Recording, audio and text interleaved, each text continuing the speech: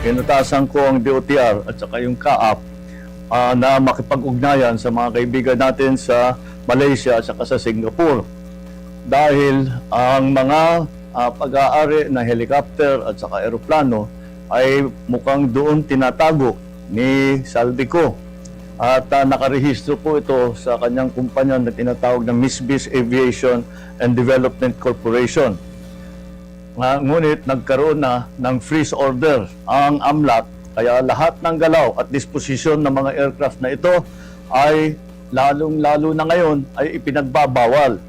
Dahil kailangan natin ipalaman sa lahat ng mga pugante, hindi pwedeng gamitin ang mga ari-arian na galing sa kaban ng bayan na tinakaw ninyo para tumakas o umiwas sa batas. You cannot steal from Filipino people and expect to hide or fly away on your private jets. You have the money to run, but you cannot outrun the Republic of the Philippines. At isa pang development po, ngayong araw din kinonfirma ng DOJ na si Henry Alcantara ay nagbalik na ng 110 million sa gobyerno at sa loob ng 2 linggo ay magbabalik pa ng 200 milyon. Yan nga po ang anunsyo ni Pangulong Bongbong Marcos na nagbalik ng 100 million pesos sa gobyerno si dating DPWH engineer Henry Alcantara na dawit sa flood control anomaly. Ayon sa Department of Justice, bahagi ito ng restitution ni Alcantara. Patuloy rin daw ang paghabol sa mga ari-arian ni dating Congressman Zaldico na ipine-freeze na ng Anti-Money Laundering Council. Kasabay nito, sinagot ng palasyo ang aligasyon ni Ko na dawit umano si First Lady Liza Araneta Marcos sa agricultural smuggling. Para bigyan ng mukha ang balita, Mobile Journal Julie Baiza. Kilala po natin ang First Lady kung paano mag-react sa mga ganitong negatibo na mga balita, mga kwentong walang basihan. Makikibit-balikat lang ang First Lady, alam natin kasi alam niya kung anong katotohanan. At yun, yung mga taong nagtatanggol at nagsasabi kung ano ba talaga yung nangyari.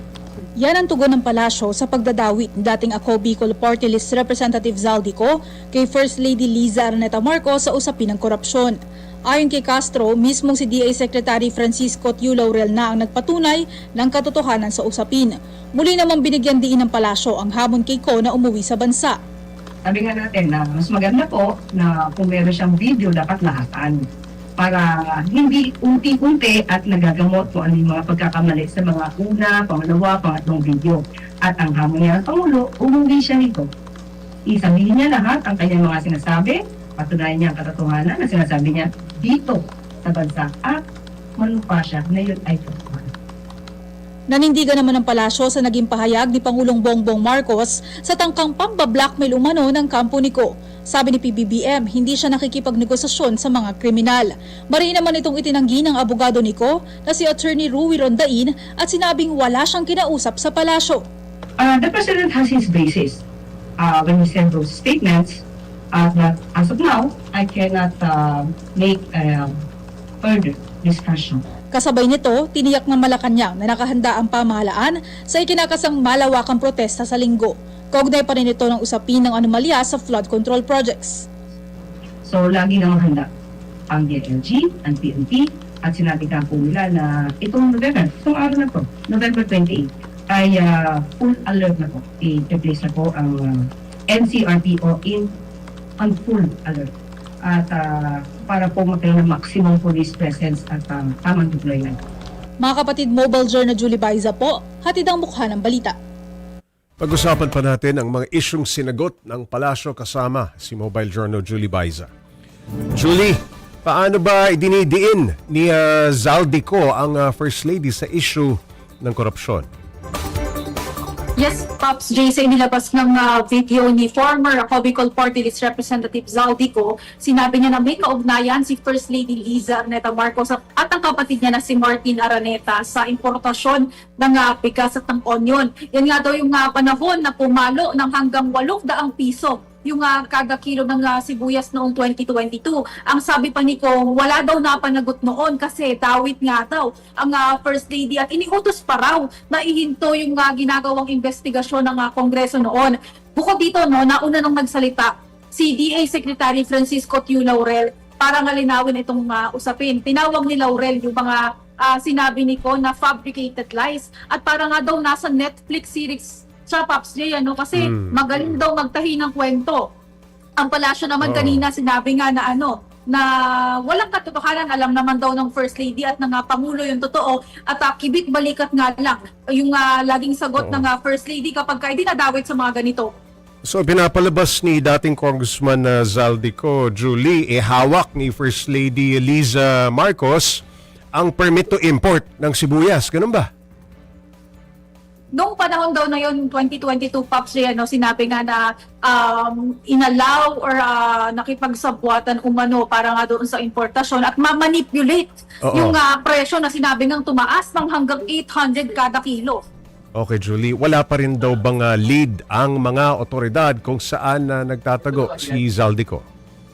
Sa ngayon, Pops G, wala pa rin namang pahayag or nagiging salita ang DILG or maging ang palasyo, kung alam yung kinaroroonan ni former congressman po. Pero ang sabi ng palasyo kanina or ni Pangulong Bongbong Marcos, yung mga air assets ni Ko, meron na silang lead, nakikipag-ugnayan nga raw ngayon ng pamahalaan sa Singapore at saka sa Malaysia kasi doon nga daw sinasabing dinadala yung kanyang mga air assets na kinuha mula dito sa Pilipinas. Ang sabi ni PBBM, hindi daw dapat nagiging malaya si Ko na move or nagagalaw-galaw or nakakagalaw-galaw gamit yung kanyang air assets kasi nga naka-freeze na yung kanyang air assets at iba pang mga ari-arian.